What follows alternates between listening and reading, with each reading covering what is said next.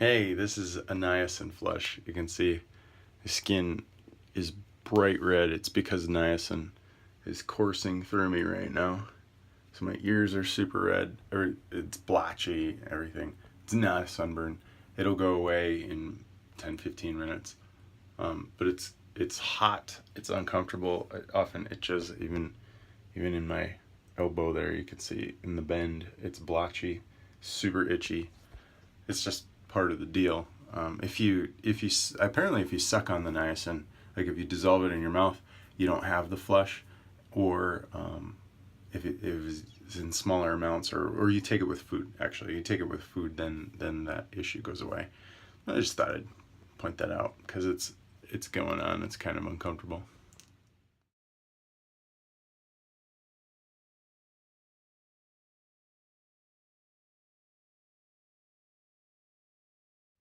Hey, this is Jonathan. I built a tumor meter, so I wanted to show you exactly how big my tumor is. So here's my tumor meter.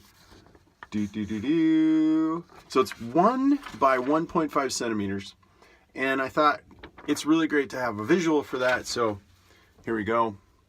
This is what it looks like inside. I'm just gonna make sure it sticks. So we're like right. This isn't going well. So we're like right, boom, right? And of course it's not gonna stick. There, boom. That is the size of my tumor meter. Boop. So I wish I could like understand how much smaller it's getting, but let's take a look. Here's day 24. And so actually I don't even need to push, right? Because it's crazy. Like the amount of free float in it is huge. Like it's loose and fluid and odd shaped, but it's much smaller every day.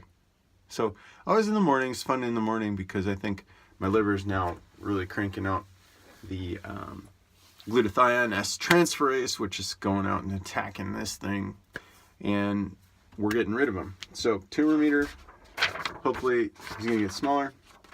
A couple other things that I'm doing to help my body to clear this out on top of the Gerson therapy is I'm using frankincense oil.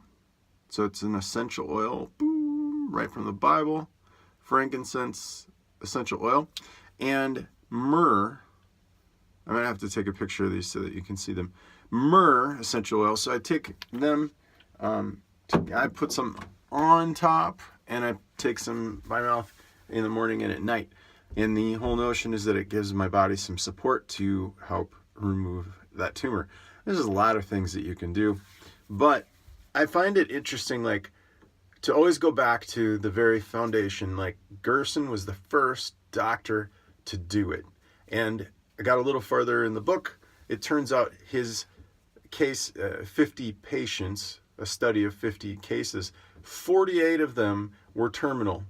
48 of them lived, actually all 50 lived for an extended number of years. So not just like the minimum that the Science Foundation says, hey, in America, if you survive 5 years, you're cured, which is, in theory, it's nice, but the whole notion is, well, what about the rest of your life, right? Does 5 years give it to you? So with me, I'm dealing with a benign tumor, non-cancered tumor.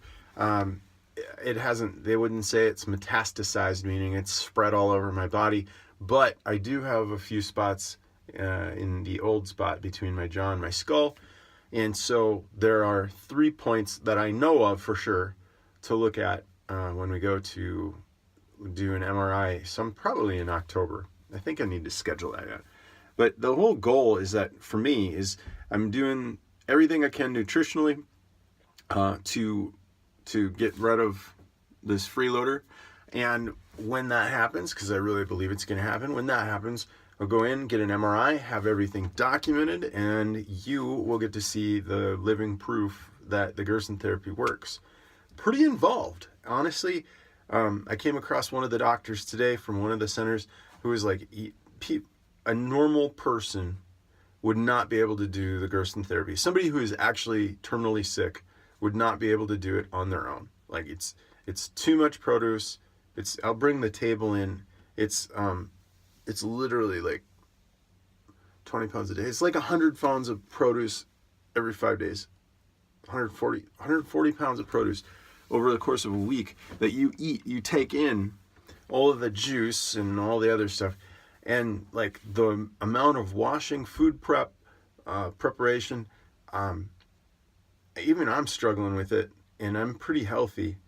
I mean, outside of the tumor, like I have the ability to do other things, but without my beautiful wife, there's no way I could keep up with everything. It's too much. It's just insane. So I mean, totally recommend it, but you kind of need to know what you're getting into. When I got the book, there's no tables in the second book. The tables all come from a workbook, which you can get online. It's in a PDF format. It's like 150 pages long. They give it away. And that's what I should have found, but I didn't. I bought the book because I didn't know about the PDF. I found that later. So you should know about that. You can go look it up and learn all about every little detail, because Dr. Gerson was a superhero as far as documenting everything. A couple other things. I'm taking both HCl, so that's a hydrochloric acid in a capsule with betaine in it, or pepsin. You could say it's pepsin, because they work together to help me digest more of my food. Very common with somebody who has, tumors, where you don't have enough stomach acid to actually digest the food that you have. Now, like a symptom of that might be, it was for me, a symptom of that would be heartburn. You're getting heartburn after you eat. So one of the solutions is if you take the HCl with pepsin, capsule or two, mine are 650 milligrams. You take a couple of those before you eat, or maybe during the meal, but definitely not after the meal, because those are uncomfortable. That's just flat out uncomfortable. So I wouldn't recommend that. But if you take it, your stomach acid increases and your body's ability to digest the food comes, and then the heartburn goes away. And it's pretty awesome. It's a totally natural thing. You don't need I haven't needed like Tums or antacids since learning about that. And then now I've learned that there's also a thing called bitters. So Swedish bitters is what I have. I'm going to put a little video of it because it's really cool when you put the drops in the water.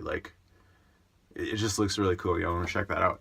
And the bitters they're bitter. I mean, they're flat out bitter. So it's a good thing to take those early, like 15 minutes before you're going to eat. That way your body's kind of getting ready for it. Now, what I understand is the bitters actually support your gallbladder and your liver. So it's not a minimal, like the HCl, I believe, helps you to digest more. And obviously when you digest more, then you get more nutrients in your body from your food, which is a great thing. But the bitters are supposed to be assistive to the gallbladder and the liver function. So I'm doing a little bit of both on that. And plan is to go in and get the blood test done on Friday. So I need to fast for that, and I need a little extra time because it's time taking. But with that, I'm gonna wrap up because I get to go to sleep early tonight. Like I gained a whole hour and a half, which is amazing. Like my body's like so excited about it that I'm actually awake when I shouldn't be. I think I got just under 3 hours of sleep last night. So I'm feeling good, high energy, which is totally a testament to what those juices are doing and being able to just function properly through the day. So super excited. I will talk to you later. This was the end of day 20. No, this is the beginning of day 24. And I'll keep you posted.